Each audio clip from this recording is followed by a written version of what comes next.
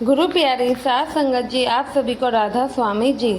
सात संगत जी एक सत्संगी पति पत्नी थे। उनके कोई भी औलाद नहीं थी। वे भजन सिमरन भी बहुत करते थे और सत्संग घर भी जाया करते थे। जब वे सत्संग में जाते थे तो थोड़ी बहुत गुरु घर में भी सेवा कर लेते थे।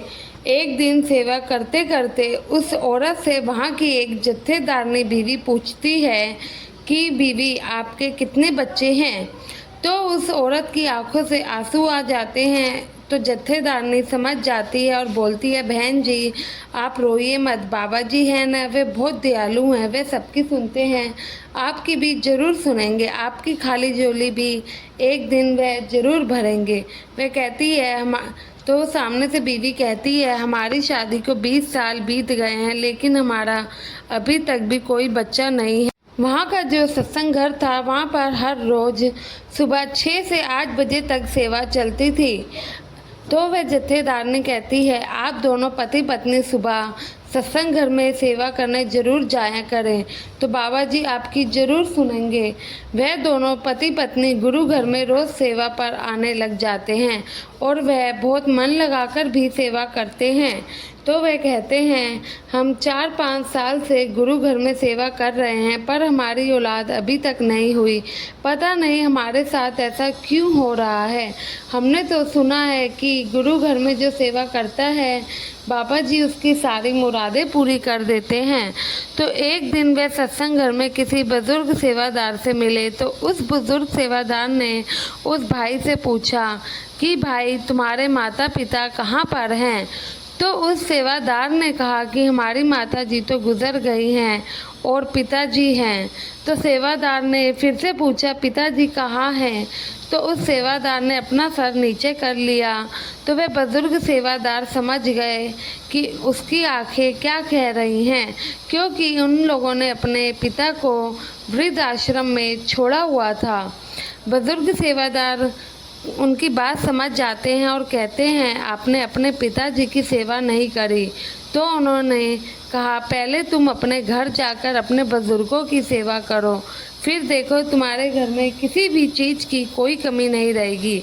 अगले दिन वह दोनों हस्बैंड वाइफ अपने पिताजी को वृद्ध आश्रम से वापस लेकर आते हैं और उनका बेटा उन्हें नहलाता है, अच्छे अच्छे कपड़े डालता है और बुजुर्ग पिता की आंखों से इतने में पानी निकलता ही जा रहा था। बहू ने उनको गरम गरम रोटी भी बनाकर दी।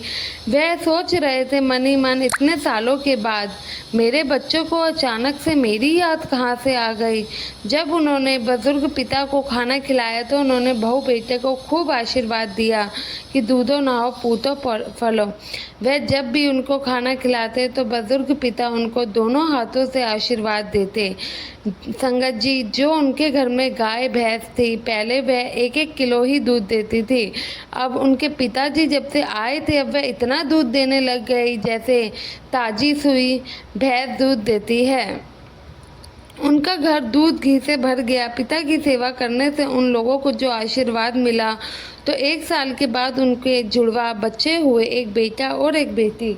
लोगों का घर खुशियों से भर गया। साथ संगत जी, यह है बड़ों की सेवा का फल। बाबा जी यही कहते हैं, गुरु घर की सेवा तो बाद में ही किया करें। पहले जो बड़े बुजुर्ग आपके घर में बैठे हैं उनकी सेवा करें, उनको किसी चीज़ के लिए परेशानी ना दें, क्योंकि जो आशीर्वाद वह देते हैं वह हमारे कई कर्म काट देते हैं। उनको किसी चीज़ के लिए दुख मत दो, जितना हो सके उनकी सेवा करें। बाबा जी यही कहते हैं कि सेवा की शुरुआत तो हमें अपने घर से ही करनी चाहिए। साथ संगत जी, एक बुजुर्ग पिता के आशीर्वाद से उनका घर खुशियों से भर गया और उनको किसी भी चीज़ की कमी ना रही। ऐसा ही हम सब भी करें तो क्या ही बात हो, लेकिन हम ये चीज़ को कभी नहीं समझते हैं, हमेशा ही अपने बड़ों का दिल दुखाए रहते हैं। संगत जी, सत्संग में भी अक्सर बाबा जी यही फरमाते हैं, पहले माता पिता फिर गुरु। अगर हम माता पिता को नहीं पूछेंगे तो फिर गुरु की भक्ति करने का भी हमें कोई लाभ नहीं मिलता है। अगर हम इसी चीज़ को समझ लें, चाहे हमारे साथ कोई जैसा भी करे, लेकिन हमें अपने कर्मों को काटना है, हमें नहीं बदलना है। क्योंकि किसी को देख के हम बदलेंगे तो हमारे कर्म ही बनेंगे। यह चीज़ हम हर बार सत्संग में सुन के आते हैं, समझ के आते हैं, लेकिन ना जाने घर आकर ही क्यों भूल बैठते हैं। आशा है आज की ये ताकि आप लोगों को ज़रूर पसंद आई होगी। संगत के अपने इस चैनल को सब्सक्राइब अवश्य करें जी। गुरु प्यारी साध संगत जी, राधा स्वामी जी।